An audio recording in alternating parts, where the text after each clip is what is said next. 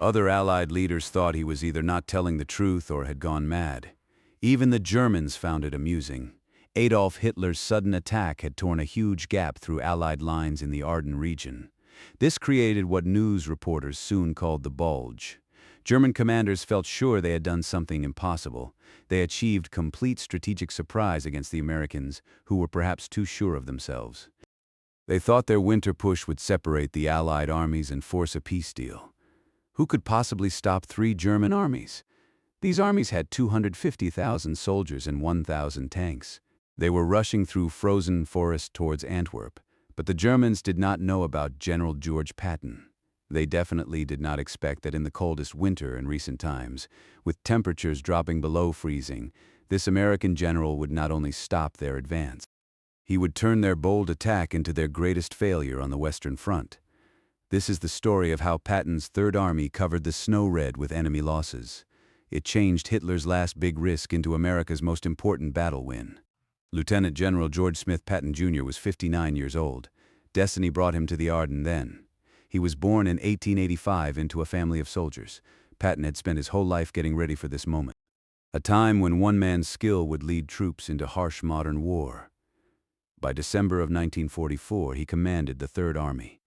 This army had over 250,000 men and hundreds of tanks.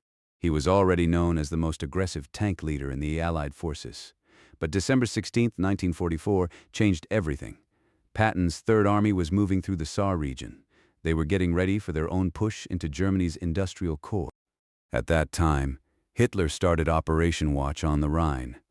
In the pre-dawn darkness, 29 German divisions hit the American lines. These were lightly defended in the Ardennes forest. The German plan was very bold in how much it covered. They aimed to push 60 miles through Belgium and Luxembourg. Their goal was to capture the key port of Antwerp and divide the British and American armies.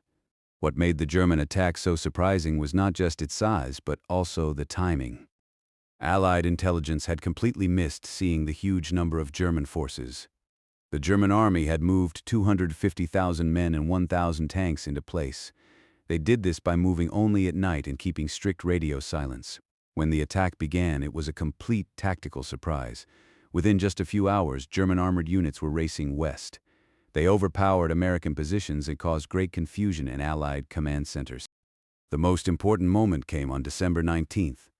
General Dwight Eisenhower called an urgent meeting at Verdun. The situation was very serious. German forces had already pushed 20 miles into Belgium. This put important crossroads and the crucial town of Bastogne at risk. The First Army was in disarray. Whole units were broken apart or destroyed. If the German advance kept up this speed, they might reach Antwerp and achieve their main goal. To understand what happened next, you need to know the person who would decide the battle's outcome. George Patton had been getting ready for this very moment throughout his whole military career. As a young officer, he had studied history's greatest military leaders. These included Napoleon, Alexander, and Caesar. He believed he was meant to lead a powerful army in a difficult war. His first experiences were in World War I. There he led the first American tank units into battle. These experiences taught him the key power of tanks in war and rapid attack movements. Still, Patton's path to the Ardennes was not easy. His amazing leadership in North Africa and Sicily had been damaged because of the well-known slapping events. He had physically hit 2 soldiers suffering from battle stress. This event almost finished his career and kept him out of the first D-Day landings, but his fame for strong leadership and smart planning made him vital. The Germans feared him more than any other Allied general, so much so that he became the main part of a tricky plan. This plan tricked the German army into thinking he would invade at Calais instead of Normandy. By the time the Third Army reached France in July of 1944, Patton had learned to control his aggressive nature better. His way of leading was special among Allied commanders. Other generals led their armies from safe command centers. But Patton spent his days visiting units on the front lines. He often rode in an open jeep through enemy gunfire. He understood that soldiers needed to see their commander sharing their danger and difficulties. The Third Army's fast push across France had already shown Patton's battle skill. After breaking free from Normandy, his troops had moved 600 miles in just 4 months. They freed thousands of square miles of land and captured hundreds of thousands of German prisoners. But the autumn of 1944 brought problems. There were not enough supplies. Strong German resistance in places like Metz had slowed his advance to a crawl. Many people started to wonder about Patton. Was he only good at chasing a retreating enemy? Was he less able against tough resistance? The Battle of the Bulge would show that idea was completely wrong. What Patton showed in the winter of 1944 went against common military wisdom. He proved that difficult supply tasks could be done. This was possible with great leadership and smart planning. When Eisenhower asked how long to turn his Third Army north to fight back, Patton's answer shocked everyone there. Other generals still tried to grasp the German attack's huge size, but Patton was many steps ahead. Unknown to the Verdun commanders, Patton had considered this scenario. His intelligence team had seen unusual German activity. They drafted 3 plans for a northward turn. This was Patton's climax, his brilliance. He did not just react to events, he expected them. Others were taken aback by the German offensive, but Patton saw it as a prime opportunity. The sheer size of Patton's idea went against old military rules. He was offering to take 6 full divisions out of active fighting. He would turn them 90 degrees and march them over 100 miles. This would be through some of the worst winter weather in many years. All this while keeping them ready to fight. Most military experts would have said this was not possible. Moving an army while fighting the enemy is one of the hardest military moves. Doing it in winter on frozen roads, while keeping it a secret, seemed completely impossible. But Patton knew something that books could not teach. It was the power of bold action to turn bad situations into clear victories. His main rule was simple. Attack. Always attack. He believed the enemy was always weaker than they looked. He also thought fast, aggressive action could beat almost any problem. This was not just bravery without thinking, it was planned aggression. It was based on careful readiness and a deep understanding of his enemy's limitations. The German plan had a basic problem. Patton saw it right away. Hitler's plan needed exact timing and perfect execution. The German forces had only a small amount of fuel. It was just enough for 6 days of operations.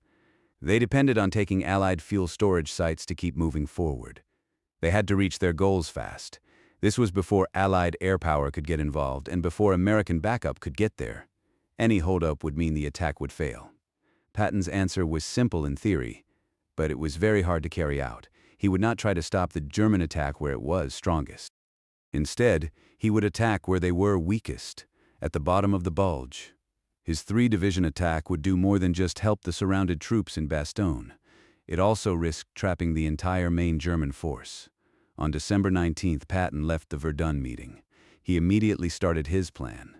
He called his main office and said just 2 words, "Play ball." This special phrase started the pre-planned orders his team had made ready. Within hours, over 133,000 Third Army vehicles began to move. This was one of the most complex military troop movements ever. The 4th Armored Division, the 81st Infantry Division, and the 26th Infantry Division began their march north. They were followed by supply trucks carrying 62,000 tons of goods. The conditions they met were extremely harsh. This was the coldest winter anyone could remember in Europe. Temperatures stayed around -7 degrees Celsius. Snow made it almost impossible to see. American soldiers did not have the right winter clothing. Many had only cotton-field jackets and wool coats to protect them from the freezing cold. Weapons jammed and needed constant care. Truck engines had to be started every 30 minutes to keep their oil from getting too thick. But Patton had gotten ready for this time in ways beyond just moving supplies. He knew that fighting in winter was a battle for spirits as much as it was for equipment. Other commanders stayed safe in warm main offices. But Patton made sure his troops saw him. He often rode in an open jeep. His only compromise for the cold was a heavy winter coat. His face would often freeze. Still, he kept up his daily checks. He made sure everyone knew he was there. The mental impact was huge. American soldiers fighting in conditions that would have tested weaker units drew strength. They knew old blood and guts was sharing their pain. His words of praise and support quickly spread through the Third Army's communication system. The old man says, "We are the best soldiers in the world." Or Georgie says, "This is our greatest moment." This was not just idle chatter. Patton truly believed his soldiers could do the impossible. His faith in himself became their faith too. The German reaction to Patton's move showed the true genius of his plan. General Erich Brandenburg, commanding the German 7th Army facing Patton's sector, expected a quick enemy response. He knew Patton's fame for aggressive tank warfare. He even admitted Patton fought battles like the Germans did, with mobile warfare. But even Brandenburg was astonished by the speed and precision of the Third Army's northward turn. German commanders had not believed any Allied force could perform such a complex maneuver in winter. The German Army's experiences in Russia had taught them winter could completely stall even the most effective military machine. They assumed American forces, known for relying on comfort and supplies, would be even more affected by winter. This miscalculation revealed a fundamental flaw in German strategic thought by late 1944. They continued to underestimate American military effectiveness. They viewed United States forces as materially wealthy, but lacking fighting spirit and tactical skill. German General Günther Blumentritt later admitted something. He said, "We thought General Patton was truly great. He was the most aggressive tank general among the Allies." He added, "His actions greatly impressed us." He thought this was probably because Patton was most like their own idea of a classic military leader.